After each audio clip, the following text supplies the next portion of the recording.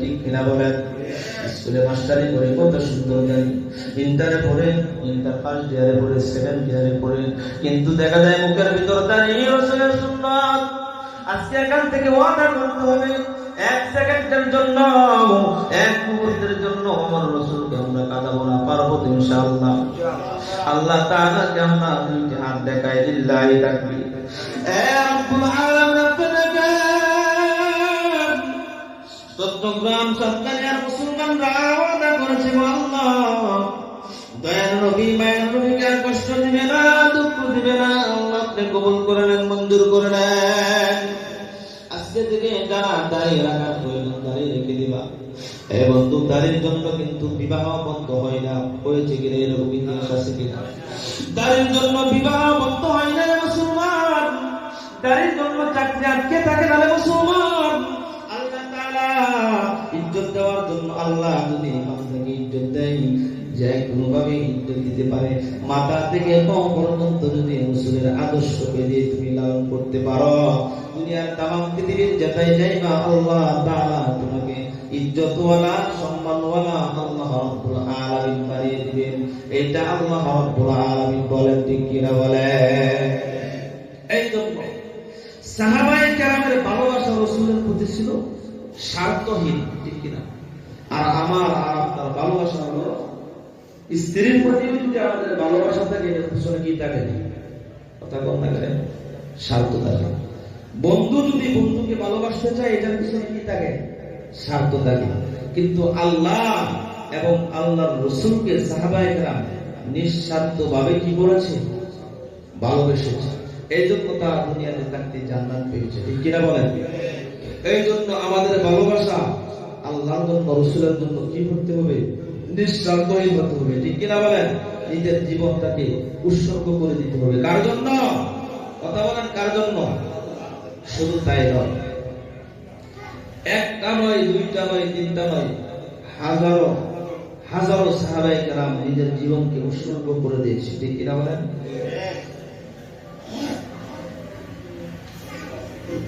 হযরত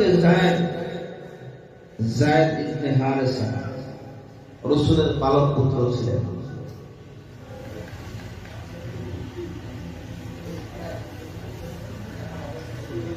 আর কিছুক্ষণ চলবে, আসেন আপনারা চলে যাবেন।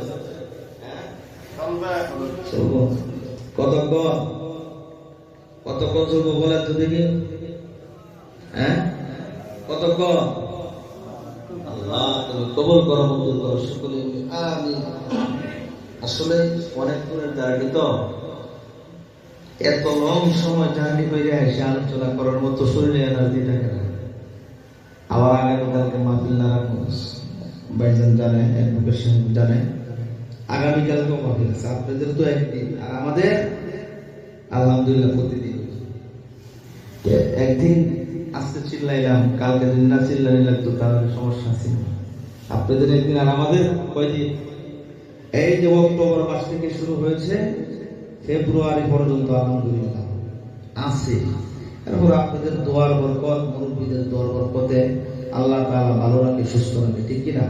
না হয়তো এই জার্নি করে এত লং সময় জার্নি করার পরে কথা বলার মতো শক্তি শরীরে থাকতো না।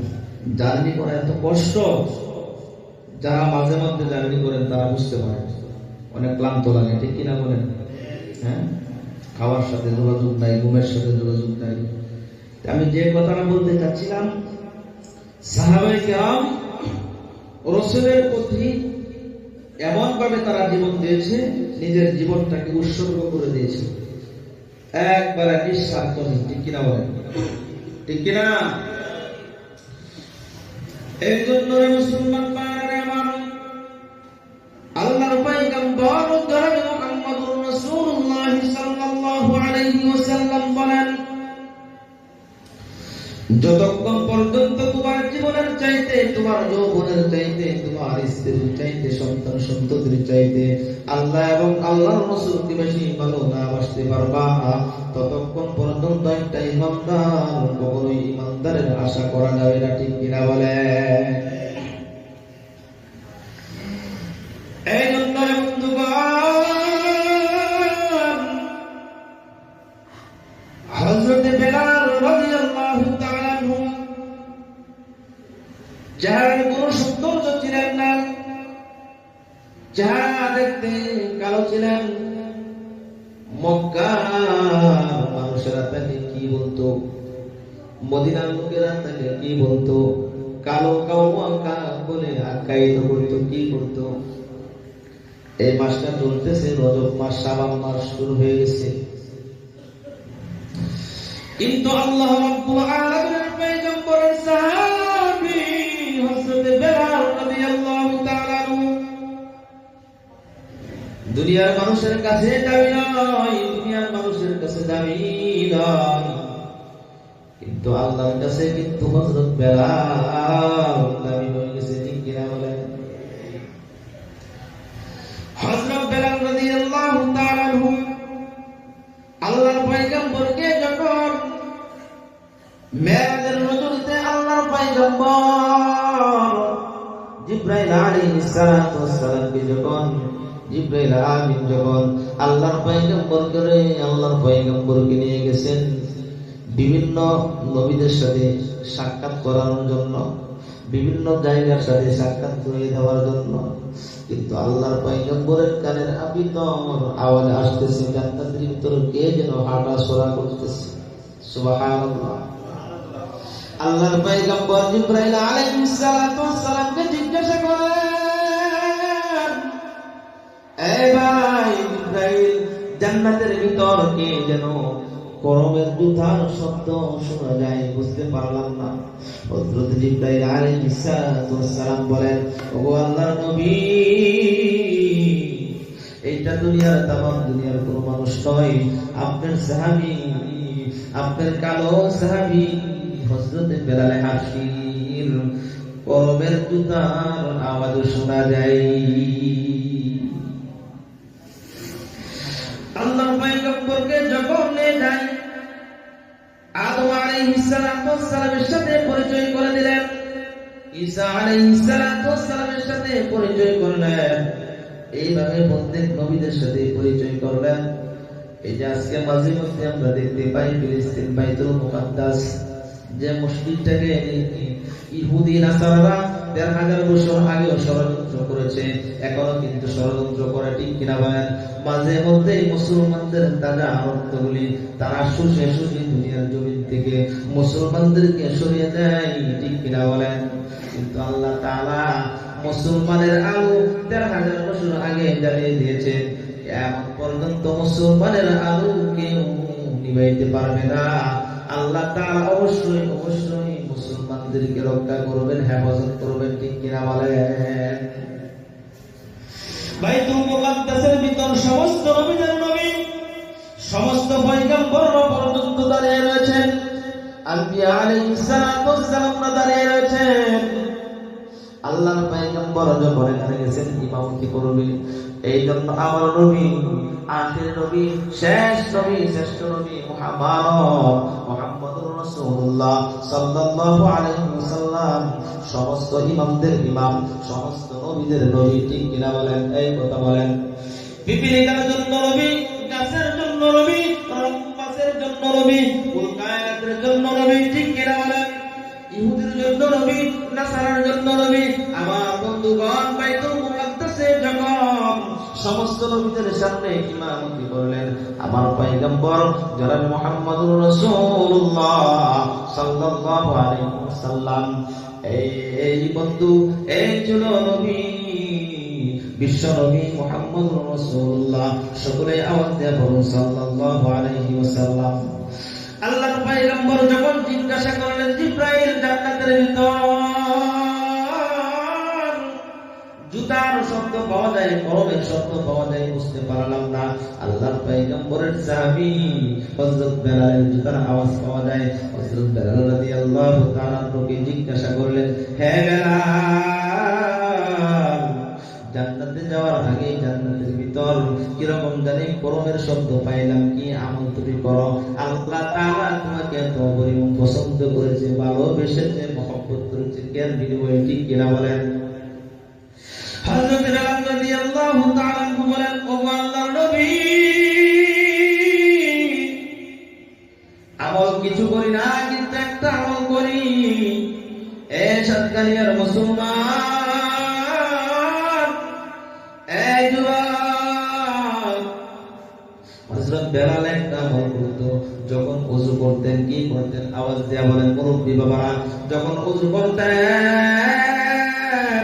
সঙ্গে সঙ্গে 2 রাকাত তাহিয়াতুল ওযু 2 রাকাত নামাজ আদায় করতেন। সুবহানাল্লাহ।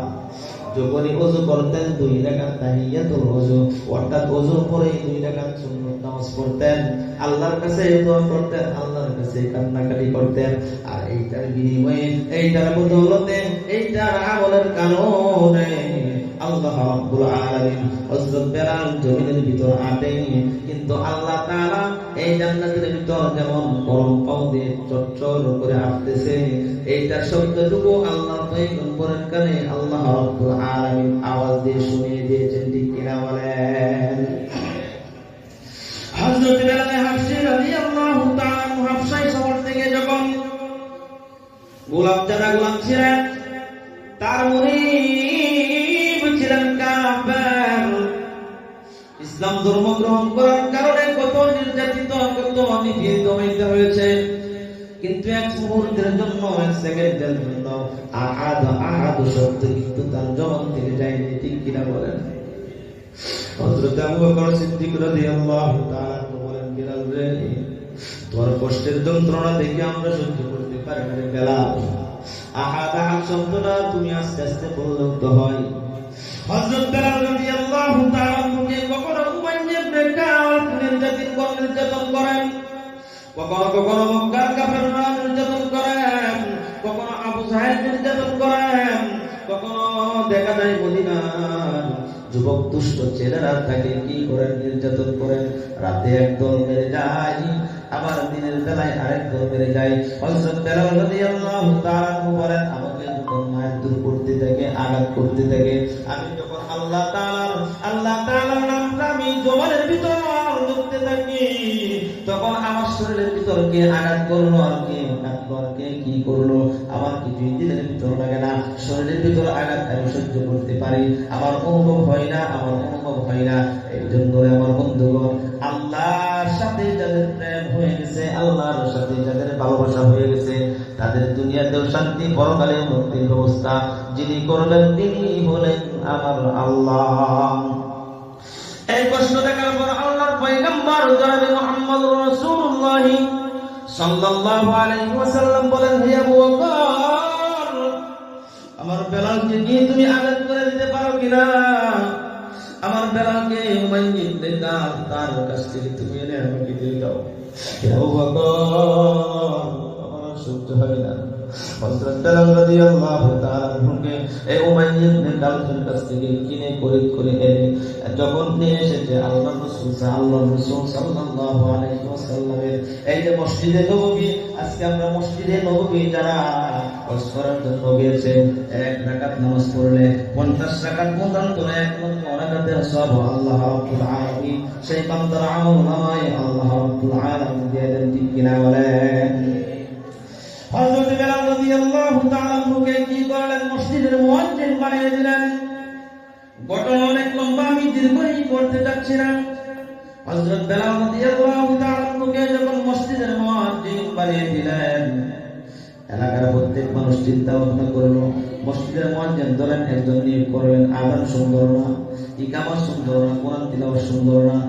এই কি করলেন? সভাপতি সাহেবের সাথে বললেন, সভাপতি সাহেব, টাকা দিয়ে মুয়াজ্জিন রাখলাম কিন্তু তিলাওয়াত ভালো না, টাকা দিয়ে ইমাম রাখলাম তিলাওয়াত ভালো না, না চলবে না। ঠিক কিনা বলেন? একদিন আন্দোলন করবেন, 2 দিন করবেন, 3 দিন করবেন, তৃতীয় দিন কিন্তু সভাপতি সাহেব চিন্তা করবে, আসলেই তো বদলে একটু যাচাই করে দেখতে হয় তিলাওয়াত ভালো কিনা, তিলাওয়াত সুন্দর কিনা। ঠিক কিনা বলেন? হযরত বেলাল রাদিয়াল্লাহু তাআলা জবাব আলা দুবরা একটু কাটো থাকার কারণে হাদিসের ভিতরে এসেছে আর সাধুর জায়গায় আর সাধু বলতেন। এই কারণে কাফের মুশরিকরা আমার বন্ধুগণ কাউয়া কাক বলে আখ্যায়িত করতো। শুধু তাই নয়, বিশাল ঘটনা, আমি ওই দিকে যাব না। কিন্তু পরামর্শ করলেন আগামীকাল থেকে নতুন মুয়াজ্জিন নিয়োগ দেওয়া হবে। হযরত বেলাল রাদিয়াল্লাহু তাআলা কে বললেন, ওগো আল্লাহর পয়গম্বরের সাহাবী বেলাল, আগামীকাল থেকে তুমি আর আযান দিবা দিন নিয়োগ করা হয়েছে, কিন্তু দেখা যায় পরের দিন আযান হয়, কত সুন্দর করতে আযান হয়, কিন্তু আসমানের ফেরেশতা আয়েশা আল্লাহর পয়গম্বরের কাছে বলেন, ও আল্লাহর নবী,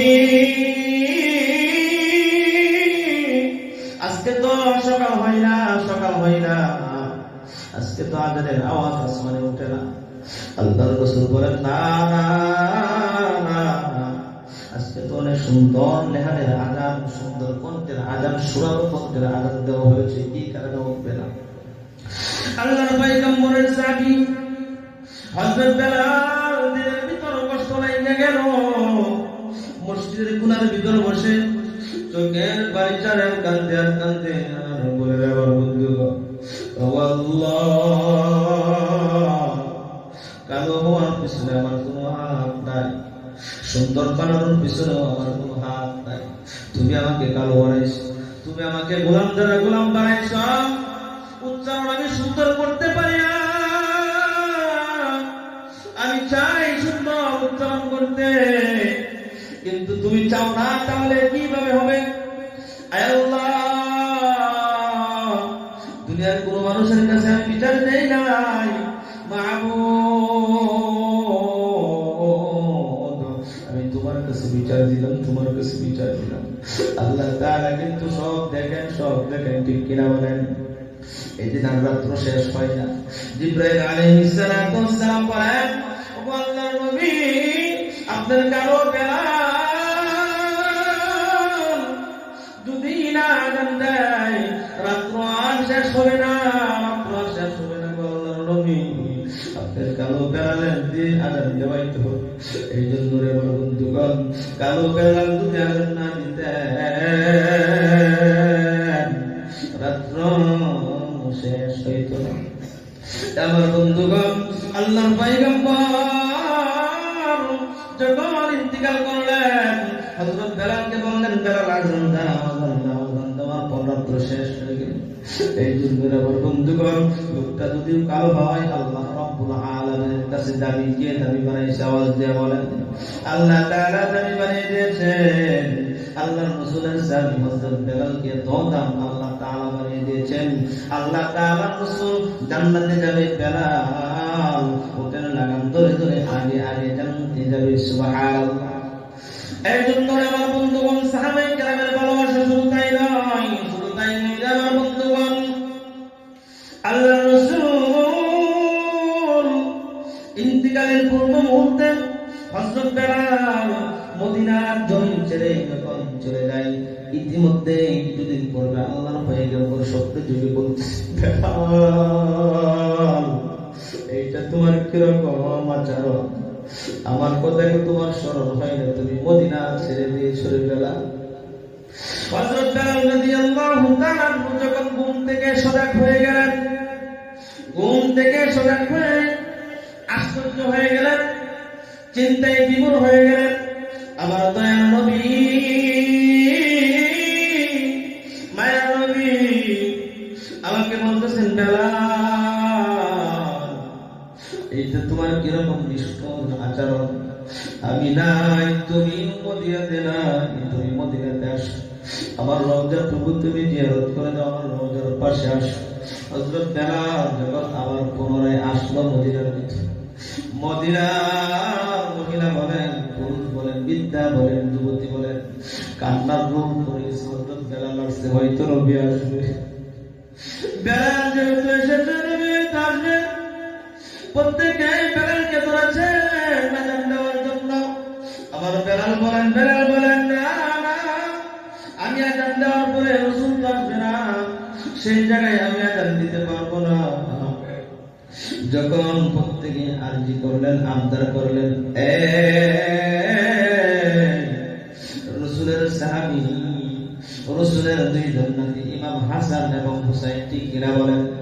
যদি নাতিরা আবদার করে বেলালকে আযান দেওয়ার জন্য, অবশ্যই আযান দিতে পারে। হাসান এবং হুসাইন যখন বললেন, বেলাল ভাই, তোমার কণ্ঠের আযান শোনার জন্য মদিনার প্রত্যেকটা মানুষ পাগল করা হয়েছে, তুমি একটু আযান দাও, তুমি একটু আযান দাও। যখন তারা আবদার করলেন, আরজি করলেন, হযরত বেলাল রাদিয়াল্লাহু তাআলা যখন আযান দিলেন, দিলেন মদিনার ভিতর প্রত্যেক যুবক যুবতী বৃদ্ধা এবং বৃদ্ধা মহিলা প্রত্যেকেই কান্না করে গেল। কিছুদিন মদিনার ভিতর অবস্থান করলেন, আবার কিছুদিন পূর্বে মদিনা থেকে দামেস্কে যাওয়ার পর আল্লাহর পয়গম্বরের সাহাবী হযরত বেলাল দুনিয়ার জমিন থেকে ইন্তিকাল করলেন। সুবহানাল্লাহ। এই ছিল আল্লাহর পয়গম্বরের প্রতি সাহাবায়ে কেরামের ভালোবাসা। ইসলাম গ্রহণ করার কারণে প্রথম দিক দিয়ে কত নির্যাতিত নিপীড়িত হয়েছে, ঠিক কিনা বলেন? আমার বন্ধুগণ, আজকে থেকে ওয়াদা করতে হবে আল্লাহর রাসূলকে কাঁদানো যাবে না, আল্লাহর রাসূলকে কষ্ট দেওয়া যাবে না, পারবো ইনশাআল্লাহ। এই জন্য আল্লাহ রাব্বুল আলামিন আমার তিলাওয়াতকৃত আয়াতের ভিতর আল্লাহ রাব্বুল আলামিন বলেন, কুল ইন কুনতুম তুহিব্বুনাল্লাহ ফাত্তাবিউনি ইউহিব্বুকুমুল্লাহ ওয়া ইয়াগফির লাকুম যুনুবাকুম ওয়াল্লাহু গফুরুর রহিম।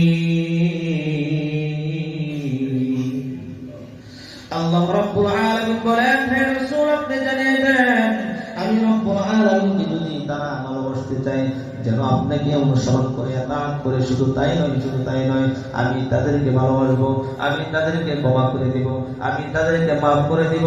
আল্লাহু গফুরুর রহিম, আমি ক্ষমাশীল, আমি দয়াশীল, আমি আল্লাহ প্রত্যেককে মাফ করে জান্নাতের মেহমান বানায় দেব। সুবহানাল্লাহ। আল্লাহর পয়গম্বর বলেন, লা ইউমিনু আহাদুকুম হাত্তা আকুনা আহাব্বা ইলাইহি মিন ওয়ালিদিহি ওয়া ওয়ালাদিহি ওয়ান নাসি আজমাইন। যতক্ষণ পর্যন্ত আল্লাহ এবং আল্লাহর রাসূলকে নিজের জীবনের চাইতে, যৌবনের চাইতে বেশি ভালো না বাসতে পারবা চিটাগাঙ্গের মুসলমান, ততক্ষণ পর্যন্ত কাটি ইমানদার হওয়া যাবে না। এই জন্য সর্বশেষ আমি একটি আরজি করব, আলোচনা আমি আর লং সময় করতে চাই না, 12টা প্রায় বেজে গেছে। আলোচনা সারা রাত করলে সারা রাতই করা যাবে, ঠিক কিনা বলেন? কিন্তু একটু তো ঘুমাইতেও হবে, ঠিক কিনা বলেন? আমি সর্বশেষ কিন্তু আরজি করে আপনাদের কাছ থেকে বিদায় দিব। এই যে আমার পাশে বসে আছেন আমার সম্মানিত ভাই, অ্যাডভোকেট ভাই, মসজিদ দুটো আমি দেখলাম কুটি হয়েছে, সাদ হয়েছে, কিন্তু বেড়ার প্রয়োজন, ঠিক কিনা বলেন? ইটার প্রয়োজন, সিমেন্টের প্রয়োজন, টাইল গাছের প্রয়োজন, জ্বালানোর প্রয়োজন, দরজার প্রয়োজন, ঠিক কিনা বলেন? আপনাদের সম্মানিত অ্যাডভোকেট সাহেব অত্যন্ত সুনামের সাথে ঢাকা শহরের ভিতর আছেন, আমরাও ঢাকা থাকি, কিন্তু দেখা যায় এত মসজিদের প্রতি এত ভালোবাসা, এত মহব্বত।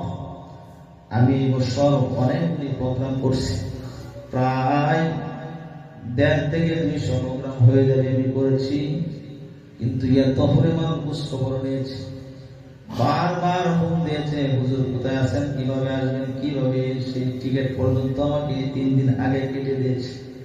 এত দিলের মানুষ, আমি ওনার আচরণে এত মগ্ন হয়েছি, এটা ভাষায় প্রকাশ করার মতো নয়, ঠিক কিনা বলেন? আল্লাহ তাআলা ভাইজানের এই কুরবানিকে দ্বীনের জন্য কবুল করুক, মঞ্জুর করুক, সকলে বলে আমিন। এত খুশ খবর মাহফিল কর্তৃপক্ষ নিতে চাই না, দেও না, দাওয়াত দেওয়া এত দাওয়াত যেদিন মাহফিলের ডেট হয়ে এদিনই অল্প সময় হবে, কিন্তু আলহামদুলিল্লাহ রাত্রে ফোন, দিনে ফোন, এই ফোন, সেই ফোন, এত পরিমাণ খুশ খবর দিয়েছে, কিন্তু এই লোকটা কিন্তু এত ব্যস্ত থাকে আপনারা তো জানেন। আমার এক মসজিদের সভাপতি ছিল উকিল, নরসিংদী স্কুলের উকিল ছিল, বাইজার হয়তো চিনতে পারেন, অ্যাডভোকেট কাউসার আহমদ কিরণ সাহেব, ওনার বোন আবার সুপ্রিম কোর্টের উকিল। এত ব্যস্ততার পরে উনি যোগাযোগ করেছে একমাত্র আল্লাহর মহব্বত, ঠিক কিনা? কথা বলেন, ঠিক কিনা? এই সমাজের ভিতরে কি আরো মানুষ আছে না? কিন্তু আল্লাহ তাআলা দিনের কাজ প্রত্যেকের দ্বারা হয় না, ঠিক কিনা বলেন? এইটাই হলো সবচেয়ে বড় কথা। আপনারা পাশে থাকবেন, সহযোগিতা সবাই থেকেই করবেন। আমি দেখতে চাই, কালেকশন তো হয়েছে অনেক, আমি দেখতে চাই মসজিদের উপরে ইট লাগে। আমাদের সম্মানিত সভাপতি সাহেব কি দান করছে আমি জানি না, আমি সভাপতি